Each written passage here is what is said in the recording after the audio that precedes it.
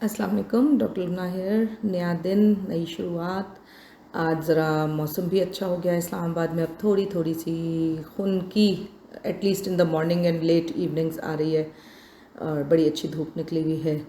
अब नया दिन, लेकिन टॉपिक वही पुराना, यानी मोटापा। ये मेरे आसाब पे सवार है क्योंकि बेतहाशा पेशेंट्स इसी के लिए बात करते हैं, इसी के लिए डाइट्स लेना चाहते हैं और इसकी वजह से हज़ारों नहीं, सैकड़ों नहीं तो बीसियों बीमारियां हैं जो मोटापे के साथ एसोसिएटेड हैं। इसलिए वही पुराना टॉपिक जो कल था, आज उसको थोड़ा और कंटिन्यू करेंगे। अभी काफ़ी वीडियोस इसी के ऊपर, ऑडियोज़ रादर इसी के ऊपर बनाएंगे, फिर नेक्स्ट किसी और अच्छे टॉपिक पे जाएंगे। आज एक इसका एस्पेक्ट पकड़ते हैं कि इंसान पूरी कोशिश भी कर रहा है, कम भी खा रहा है, अपनी तरफ से सारी एफर्ट भी कर रहा है, लेकिन स्टिल वेट लूज़ नहीं हो रहा। उसमें कुछ मिस्टेक्स हैं जो इंसान कर रहा होता है, उसके बारे में आज बात करते हैं। एक सबसे पहले तो यह है कि क्रैश डाइट्स, इसमें बहुत दिया हुआ होता है कि जी एक हफ्ते में 10 पाउंड लूज़ हो जाएगा, 2 महीने में 20 kg लूज़ हो जाएगा। ये बहुत गलत डाइट्स होती हैं। ये वक्ती तौर पे अगर आपका वेट लूज़ कर भी दें तो फिर विद वेनेजेंस, यानी कि बहुत ज़्यादा जैसे बदला लेने के लिए, उससे डबल वापस आता है और इन द लॉन्ग रन ये आपकी हेल्थ के लिए बहुत नुकसानदेह होता है, क्योंकि हार्ट को अफेक्ट डालता है, बाकी ऑर्गन्स को अफेक्ट डालता है कि एकदम से बहुत कम खा रहे थे, बहुत सारा वेट लूज़ कर लिया, उसके बाद नॉर्मल पे आए या ज़्यादा पे आए तो बॉडी फिर उसको बुरा रिएक्ट करती है। एक मसला ये भी होता है कि जब आप बहुत कम खा रहे होते हैं, ये क्रैश डाइट टाइप कर रहे होते हैं ना, तो बॉडी स्टारवेशन मोड में चली जाती है, यानी उसको ये लगता है कि खाना कम मिल रहा है, तो वो अल्लाह ताला की तरफ से निज़ाम है कि जब कम कैलोरीज आ रही होती हैं तो बॉडी अपनी जितनी भी कैलोरीज आ रही हैं उनको कंजर्व करना शुरू हो जाती है, कि ये नहीं पता होता बॉडी को कि भाई ये नेक्स्ट खाना मिलेगा नहीं मिलेगा, कब मिलेगा या कम ज़्यादा कम मिलेगा। उसकी वजह से बॉडी अपने आप को स्टारवेशन मोड में ले जाती है, यानी जितनी भी कैलोरीज खा रहे होते हैं उनको बर्न करने के बजाय स्टोर करना शुरू कर देती है, तो नुकसान होता है बजाय फ़ायदे के। और उसके बाद मेटाबॉलिज्म स्लो हो जाता है, क्योंकि बॉडी उस मोड में आ गई होती है, तो फिर काफ़ी अरसे मेटाबॉलिज्म स्लो ही रहता है। अच्छा, इसके बाद एक और इसमें पॉइंट है कि बहुत सारे लोगों का होता है कि नाश्ता नहीं करते, बल्कि इसके बारे में तो अब तो ये रिसर्चेस आ रही हैं कि नहीं जी नाश्ता नहीं करें, नाश्ता देर में करें, या वो भी कुछ ना कुछ थोड़ा बहुत हेल्दी नाश्ता लाजमी है, अदरवाइज़ इंसान बहुत भूखा हो जाता है बाय द टाइम दोपहर का वक्त आता है और आप डबल कैलोरीज खा लेते हैं। जितनी कि आपने ब्रेकफास्ट में खानी थी और जितनी लंच में खानी थी, उन दोनों को मिलाने के बाद भी और खा लेते हैं, क्योंकि इतनी देर में बहुत भूखे हो गए होते हैं। और सुबह का वक्त वो होता है कि आपका हर सूरत आपने अपने काम करने हैं, अगर हाउस वाइफ हैं तो उसने भाग भाग के बच्चों को तैयार करके भेजना है, उनके लंचेस बना के भेजने हैं, अपना घर का जो कोई संगवाने वाला मासियों से काम कराना है या ख़ुद करना है, फिर खाना बनाना है वगैरह वगैरह। तो जब तक दोपहर आती है तो बुरी तरह भूख होती है और डेफिनेटली कैलोरी इंटेक ज़्यादा हो जाता है। तो ब्रेकफास्ट को स्किप ना करें। थोड़ा बहुत जैसे एक बहुत अच्छा ब्रेकफास्ट है कि स्किम्ड मिल्क, या चलें सादा दूध का ग्लास और एक बॉइल्ड एग, या फिर दूध का ग्लास और 2 या 3 खजूरें। इस तरह का कोई ना कोई लाइटर लेकिन हो ज़रूर, जो कि आपको भूख से बचाए और आप एंड में ये ना हो कि लंच के वक्त पे बहुत ज़्यादा खा लें। एक मसला ये भी होता है कि इंसान समझता है कि मैं तो बहुत कम खा रहा हूँ, तो इन बिटवीन वो छोटे छोटे स्नैक्स खाता रहता है, क्योंकि उसके माइंड में होता है कि भाई मैं तो 2 रोटी खाता था, मैंने तो आधी कर दी है, इट मीन्स कि अब तो मैं सेफ़ जोन में हूँ, तो अब मैं थोड़ा बहुत और, तो वो बाइट्स थोड़ी थोड़ी करके ओवर द होल डे वो अल्टीमेटली आपका कैलोरिक इंटेक बहुत बढ़ा देती हैं, और बजाय कम होने के वो आपको नुकसान दे जाते हैं।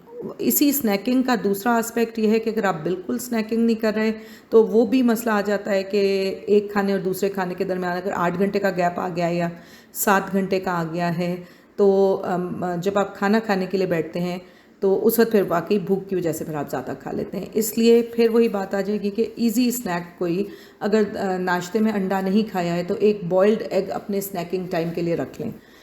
वो बॉइल्ड एग वैसे भी 2-3 दिन फ्रिज में रखे जा सकते हैं, जो मतलब अगर आप ऑन द गो हैं हर वक्त, यानी बिज़ी हैं, जॉब पे जा रहे हैं सारा कुछ, तो 3-4 अंडे इकट्ठे उबाल के फ्रिज में रख लें रोज़ाना, उसमें से एक एग ले जाएं और स्नैकिंग के तौर पे वो खाएं, या फिर फ्रूट के 2-3 पीस खाएं, या फिर आधा कप चाय, एक रस खा लें।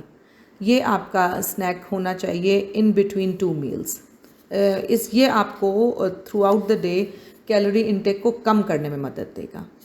एक जो लो फैट का बहुत ज़्यादा वो होता है, उसमें भी मसला आता है कि इंसान ज़हनी तौर पे ये सोच रहा होता है कि जी लो फैट है, मैं बड़ा सा पीस खा लूँ। जैसे अब केक बनाते हैं, बाज़ औक़ात स्पॉन्ज केक होता है, इसमें ऑयल नहीं होता, तो इसको लो फैट कह रहे होते हैं हम लोग। तो वो एक बड़ा पीस खा लेते हैं, लेकिन चीनी तो उसमें है, मैदा तो उसमें है, और इसको रियलाइज़ किए बगैर कि तो जी स्पॉन्ज केक है, लो फैट केक है, ये मैं ज़्यादा सारा खा सकता हूँ। उसके बजाय आप नॉर्मल केक का छोटा टुकड़ा खा लें तो उसकी ओवरऑल कैलोरीज़ स्पॉन्ज केक के बड़े टुकड़े से कम होंगी।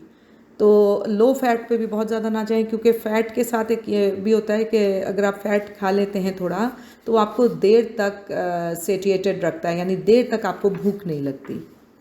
इसके अलावा एक और चीज़ है कि अपना खाना स्किप करके कोई ड्रिंक बना लेना, कोई स्मूदी बना लेना, उसमें भी अवेयर रहें कि कैलोरीज़ बहुत ज़्यादा ना हो जाएं। कि मतलब दही डाली, चीनी डाली, उसमें थोड़ा सा दूध डाल दिया, फिर तरह तरह के उसमें फ्रूट्स डाल दिए, वो एंड अप होता है आप अल्टीमेटली भूखे भी रह जाते हैं, और कैलोरीज़ आपकी एक छोटी रोटी और थोड़े से सालन जितनी ही हो जाती हैं या उससे ज़्यादा हो जाती हैं। तो इससे भी अवॉइड करें। कभी कभार कर लें कि हफ्ते में एक आध बार के लंच की जगह कोई स्मूदी पी ली, लेकिन अगर बार बार करेंगे तो अल्टीमेट एंड आपके लिए नुकसानदेह होगा। पानी का कम पीना भी एक वजह है वेट लूज़ ना करने की, कि सब कुछ कर रहे हैं फिर भी वेट लूज़ नहीं हो रहा। तो जब तक पानी ज़्यादा इंटेक ज़्यादा नहीं करेंगे, वेट लॉस स्टक हो जाएगा। जैसे आपने 5-6 पाउंड्स तो लूज़ कर लिया, उसके बाद स्टक हो गया। यहाँ पे अगर आप बाकी सारी चीज़ें भी कर रहे हैं जैसे मैंने पहले बताई हैं, फिर भी नहीं लूज़ हो रहा, तो फिर इसका मतलब है कि आप डिहाइड्रेटेड हैं।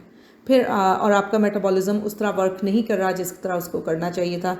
तो इस केस में ये है कि हम लोग 12 ग्लास कहते हैं, तो ये लोग एकदम से कह देते हैं कि नहीं जी 12 ग्लास तो नहीं पी सकते, लेकिन कोशिश करें किसी ना किसी तरह 12 नहीं तो 10 से 12 ग्लास हर सूरत पिएँ। जैसे मैंने अपनी एक पिछली वीडियो में कहा था कि अलार्म लगा लें 2 घंटे का, 2 घंटे के बाद 1 गिलास पानी पी लेना है।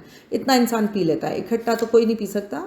ओवरऑल पूरे दिन में आप 10 से 12 ग्लास इस तरह पिया करें। उसके अलावा एक चीज़ और है कि ये डाइटिंग के लिहाज से बहुत मतलब लोग कह रहे होते हैं नहीं जी दूध ना पिएँ, दही ना खाएं, तो ये भी एक मिस्टेक है। दूध या दही यानी डेयरी प्रोडक्ट्स जो हैं, ये नोन फैक्ट है, रिसर्च प्रूवन फैक्ट है कि कैल्शियम जो कि डेयरी से आती है, ये अगर बॉडी में पूरी होती है तो बॉडी फैट सिंथेसाइज नहीं करती, और अगर कैल्शियम कम होती है तो ये कोई मैकेनिज़्म है अल्लाह ताला की तरफ से हमारी बॉडीज़ में कि फिर मेटाबॉलिज्म भी स्लो होता है और थोड़ा फ़ैट सिंथेसिस ज़्यादा हो जाता है, फ़ैट ज़्यादा बनने लगता है। और ख़ास तौर पे जब बहुत छोटे बच्चे जो ओबेसिटी का शिकार हो रहे हैं 5-6 साल की उम्र के, उनके लिए ध्यान करें कि उनके डेयरी प्रोडक्ट का इंटेक ज़्यादा करें। बेशक लो फैट मिल्क पे आ जाएं, लो फैट योगर्ट पे आ जाएं, या घर में लो फैट आराम से बनाया जा सकता है कि दूध को उबालें, 1 ग्लास पानी डालें 1 लीटर दूध में, 1 ग्लास पानी डालें, जब उबल जाए तो उसे कढ़ाने के लिए रख दें, 10-15 मिनट कढ़ाएं और उसके बाद उसको ठंडा होने दें, बेशक फ्रिज में रख दें, और ऊपर की पूरी मोटी लेयर उतार दें। अब जो नीचे है ना, ये स्किम्ड मिल्क है, ये आप ज़रूर पिएं। और एक चीज़ याद रखें कि कैल्शियम सप्लीमेंट्स का अफेक्ट वेट लॉस पे बिल्कुल नहीं है। वेट लॉस का अफेक्ट सिर्फ डेयरी से आता है, कैल्शियम सप्लीमेंट से नहीं आता। कैल्शियम सप्लीमेंट आपकी बोन्स वगैरह को ताकत दे देगा, लेकिन आपके जो ये फैट बर्निंग इन्वॉल्व है विद कैल्शियम विद डेयरी, वो नहीं होगी, वो सिर्फ नेचुरल सोर्सेज से होती है। एक और चीज़ लास्ट टाइम भी कही थी, दोबारा कह रही हूँ कि बाहर का खाना हफ्ते में बल्कि 10 दिन में एक दफ़ा से ज़्यादा ना खाएं, इससे ज़्यादा बिल्कुल ना खाएं। दिल चाहता है, आजकल ट्रेंड हो गया है, पुराने ज़माने में नहीं होता था, कभी ट्रीट के तौर पे महीनों में बाहर खाया जाता था, अब बहुत कॉमन है, बच्चे ही बैठे बैठे फूड पांडा से खाना मंगा लेते हैं। तो ये अब आप लोगों ने लाजमी अपने घर में करें कि 10 डेज़ से पहले बाहर का खाना नहीं आएगा। जब एक दफ़ा मंगाएं, अच्छा खाना मंगा लें, अच्छी तरह कई चीज़ें मंगा लें और खा लें, लेकिन इससे ज़्यादा नहीं, यानी महीने में 3 दफ़ा, और आहिस्ता आहिस्ता करके फिर उसे कट डाउन करें महीने में 2 दफ़ा। अच्छा, और एक और चीज़ है कि अनरियलिस्टिक गोल्स इंसान रख लेता है कि जी मैंने 2 महीने में 10 किलो या 1 महीने में 10 किलो, क्योंकि कोई वेडिंग आ रही है, बस 10 किलो मैंने कम करना है। वो नहीं हो सकता। जब नहीं होता इंसान का तो वो डिप्रेस हो जाता है कि भाई मैंने खाना भी छोड़ दिया, मैंने वॉक भी शुरू किया, मैं तो 10 केजी कोई कम नहीं हुआ। और वो नहीं होगा और उससे वो इंसान एफर्ट स्टॉप कर देता है। तो हमेशा रियलिस्टिक गोल रखें। उसके अलावा ये है कि जो गोल आपका होना चाहिए वो सेफली हफ्ते में 1 पाउंड से 2 पाउंड, यानी एट द मोस्ट 1 केजी। इससे ज़्यादा नहीं, इससे ज़्यादा हरगिज़ नहीं। ये नुकसान भी देगा और रियलिस्टिक भी नहीं है। और अगर आप इससे ज़्यादा किसी डाइट से करेंगे भी तो बिलीव मी वो पूरा वापस आएगा और अपने साथ बोनस भी लाएगा। उसके अलावा वॉक लाजमी या कोई भी एक्सरसाइज लाजमी हाफ आवर टू 1 आवर लाजमी अपनी ज़िंदगी का हिस्सा बनाएं। इसलिए मैं बार बार वर्ड ये यूज़ कर रही हूँ कि लाजमी, क्योंकि इससे अवॉइड नहीं कर सकते। इसके बगैर वेट लॉस का आप सोच भी नहीं सकते कि ओनली डाइट आपको करा देगी।